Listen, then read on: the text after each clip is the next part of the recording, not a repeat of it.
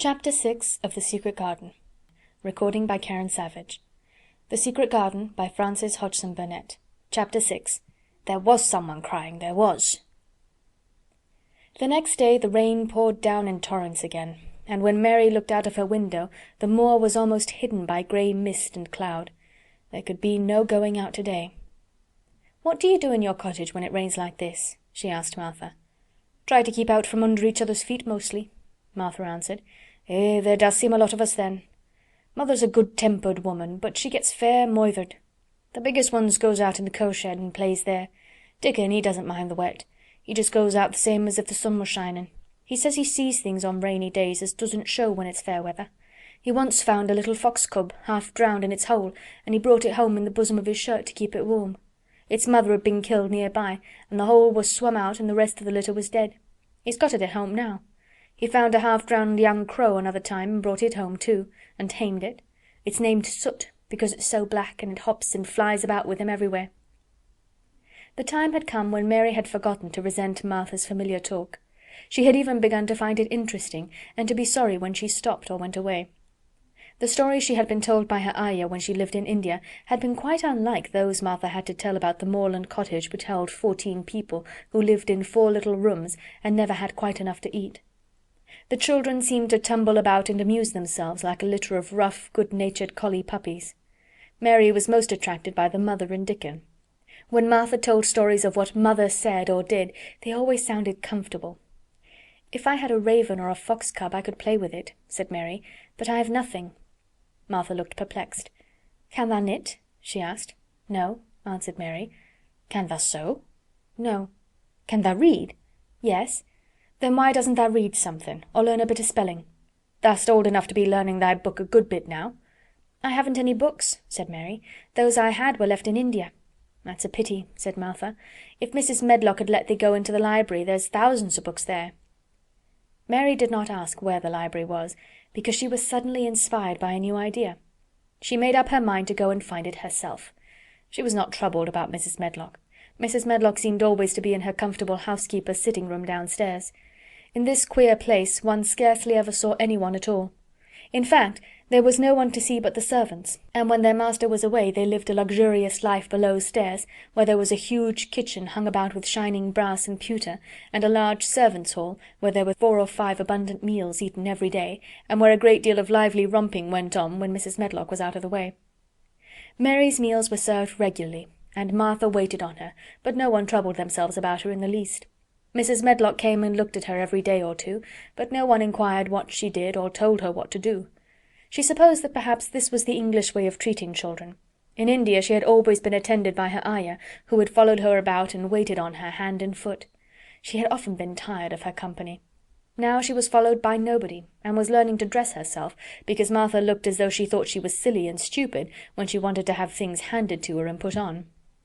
"Hasn't thou got good sense?" she said once when Mary had stood waiting for her to put on her gloves for her. "Our Susan Ann is twice as sharp as thee, and she's only 4 year old. Sometimes thou looks fair soft in the head." Mary had worn her contrary scowl for an hour after that, but it made her think several entirely new things. She stood at the window for about 10 minutes this morning after Martha had swept up the hearth for the last time and gone downstairs. She was thinking over the new idea which had come to her when she heard of the library. She did not care very much about the library itself, because she had read very few books, but to hear of it brought back to her mind the 100 rooms with closed doors. She wondered if they were all really locked, and what she would find if she could get into any of them. Were there 100 really? Why shouldn't she go and see how many doors she could count? It would be something to do on this morning when she could not go out. She had never been taught to ask permission to do things, and she knew nothing at all about authority, so she would not have thought it necessary to ask Mrs. Medlock if she might walk about the house, even if she had seen her. She opened the door of the room and went into the corridor, and then she began her wanderings. It was a long corridor, and it branched into other corridors, and it led her up short flights of steps which mounted to others again. There were doors and doors, and there were pictures on the walls. Sometimes they were pictures of dark, curious landscapes, but oftenest they were portraits of men and women in queer, grand costumes made of satin and velvet. She found herself in one long gallery, whose walls were covered with these portraits. She had never thought there could be so many in any house. She walked slowly down this place and stared at the faces, which also seemed to stare at her. She felt as if they were wondering what a little girl from India was doing in their house. Some were pictures of children, little girls in thick satin frocks which reached to their feet and stood out about them, and boys with puffed sleeves and lace collars and long hair, or with big ruffs around their necks. She always stopped to look at the children, and wonder what their names were, and where they had gone, and why they wore such odd clothes. There was a stiff, plain little girl rather like herself. She wore a green brocade dress and held a green parrot on her finger. Her eyes had a sharp, curious look. "Where do you live now?" said Mary aloud to her. "I wish you were here." Surely no other little girl ever spent such a queer morning. It seemed as if there was no one in all the huge rambling house but her own small self, wandering about upstairs and down, through narrow passages and wide ones, where it seemed to her that no one but herself had ever walked. Since so many rooms had been built, people must have lived in them, but it all seemed so empty that she could not quite believe it true. It was not until she climbed to the second floor that she thought of turning the handle of a door. All the doors were shut, as Mrs. Medlock had said they were, but at last she put her hand on the handle of one of them and turned it. She was almost frightened for a moment, when she felt that it turned without difficulty, and that when she pushed upon the door itself, it slowly and heavily opened.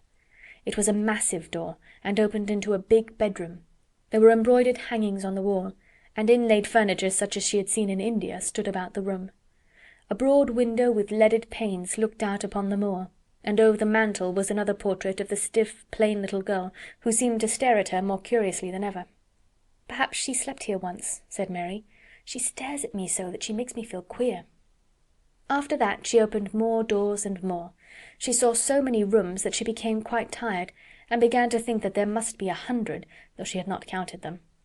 In all of them there were old pictures or old tapestries with strange scenes worked on them. There were curious pieces of furniture and curious ornaments in nearly all of them. In one room, which looked like a lady's sitting-room, the hangings were all embroidered velvet, and in a cabinet were about 100 little elephants made of ivory.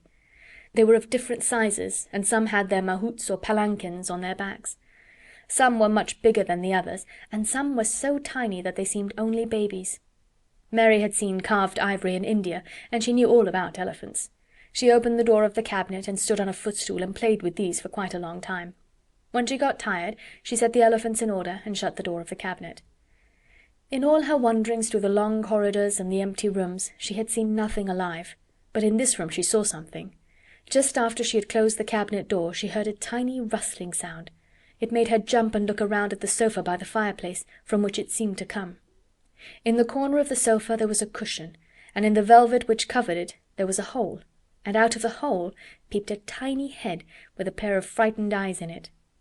Mary crept softly across the room to look. The bright eyes belonged to a little grey mouse, and the mouse had eaten a hole into the cushion and made a comfortable nest there. 6 baby mice were cuddled up asleep near her. If there was no one else alive in the 100 rooms, there were 7 mice who did not look lonely at all.